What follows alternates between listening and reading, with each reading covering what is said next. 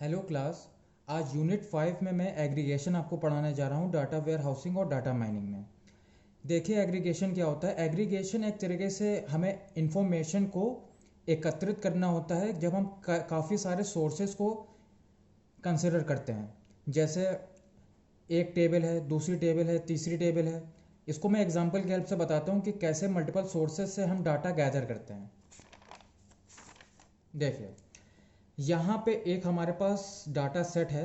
Data set के अंदर values हमारी डाटा की रिपीट हो रही हैं। 4 कितने टाइम्स आ रहा है? 4 टाइम्स। जब इन 4 टाइम्स की वैल्यूज़ के रिस्पेक्ट में अमाउंट को हमने प्लस कर दिया, उसको हमने यहाँ पे एग्रीगेट करके लिख दिया। कौन सा फंक्शन यूज़ करके? सम फंक्शन यूज़ करके। मतलब वन वैल्यू के रिस्पेक्ट में इन सारी वैल्यूज़ को हमने ऐड कर दिया। ऐड करने पे हमारा रिजल्ट कितना आया सम का? 81। और टू टू में टू वैल्यू 2 बार रिपीट हो रही है। इसके रिस्पेक्ट में अमाउंट कितना? 44 और 4। तो हमारा रिजल्ट कितना हो जाएगा? 48। तो हमने यहाँ पे अपने डाटा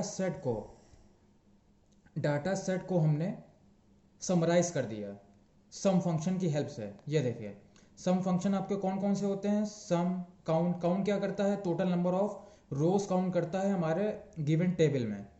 मैक्स फंक्शन क्या करता है? मैक्स फंक्शन हमारे पर्टिकुलर रो में कौन सी मैक्सिमम, जैसे हम यहाँ पे एक क्वेरी चलाएं, select max amount from the table. अगर मान लीजिए टेबल का नाम है टेबल 1, तो यहाँ पे मैक्स अमाउंट कौन सा आएगा? 50। मिनिमम अमाउंट कौन सा आएगा? 4।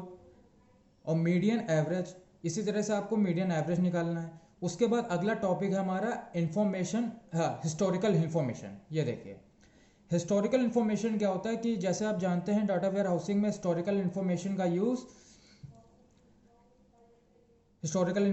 यूज़ एनालाइजिंग पर्पज से यूज़ करा जाता है।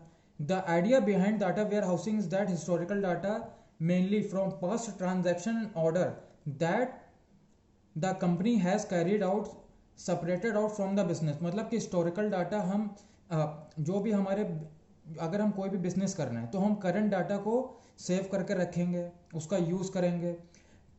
प्रीवियस ट्रांजैक्शंस का यूज़, प्रीवियस डाटा का यूज़ किस लिए होता है?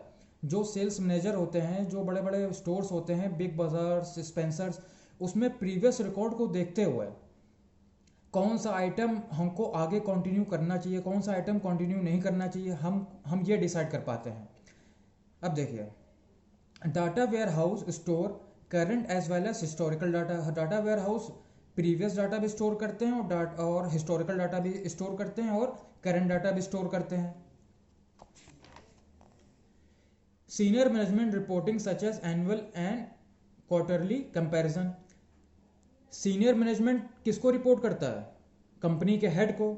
जो कंपनी का हेड है वो रिपोर्ट मांगता है सीनियर मैनेजमेंट से कि हमको बताओ कि हमारी किस किस प्रोडक्ट की सेल कितनी कितनी ज़्यादा बढ़ी है और किस प्रोडक्ट की सेल घटी है। उसी हिसाब से the data stored in the data warehouse are upload from the operational system. Operational systems क्या होते हैं? जो हमारे डाटा वेयर हाउस होते हैं, OLTP, ऑनलाइन एनालिटिकल प्रोसेसिंग और ऑनलाइन ट्रांजैक्शन प्रोसेसिंग। जो हमारे ऑपरेशनल सिस्टम्स होते हैं, इन सिस्टम्स की हेल्प से सीनियर मैनेजमेंट प्रोडक्ट्स की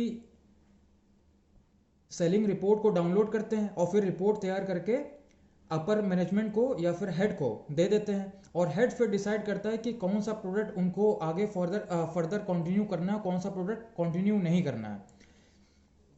data warehouses have become an important part of information technology. Data warehouse एक तरीके से इम्पॉर्टेंट भाग है, पार्ट है, अंग है इंफॉर्मेशन टेक्नोलॉजी का। डाटा वेयर हाउस एक तरीके की इंफॉर्मेशन देते हैं कंपनी को।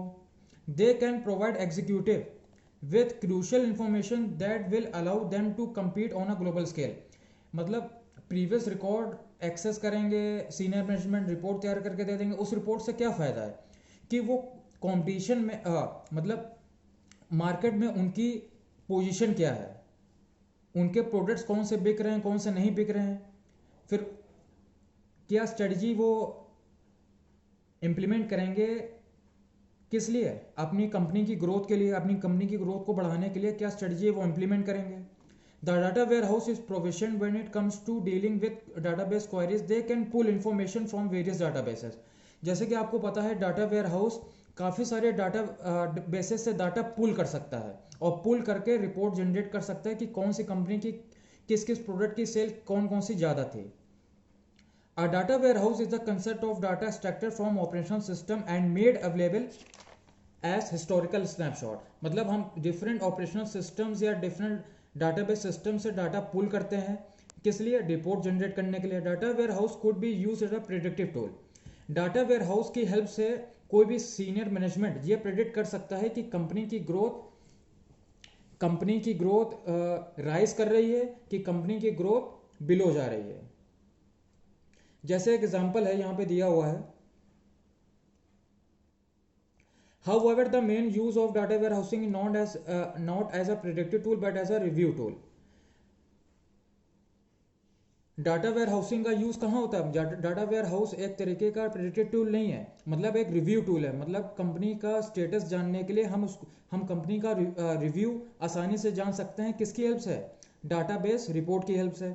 अगर विजय और सुनील 2 पर्सन हैं, उन्होंने स्टोर खोलने की सोची दिल्ली में. Data could be collected over the first few months. Data first few months मतलब कुछ महीने कलेक्ट हुआ जब उनका स्टोर खुला. This could then be pass to a data warehouse. और वो डाटा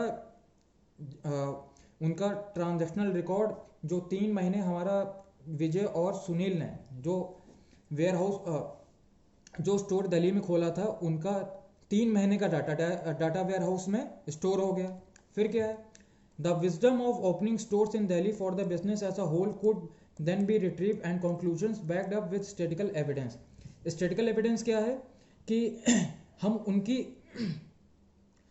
उनकी परफॉर्मेंस इवेलुएट कर सकते हैं कि पर्टिकुलर आइटम जैसे सोप है, शैम्पू है, कोई भी आइटम्स उनके स्टोर में जो ज़्यादा बिका, उसका स्टैटिकल एविडेंस हम कहाँ से प्राप्त कर सकते हैं, कहाँ से हम फेच कर सकते हैं? डाटा वेयरहाउस से.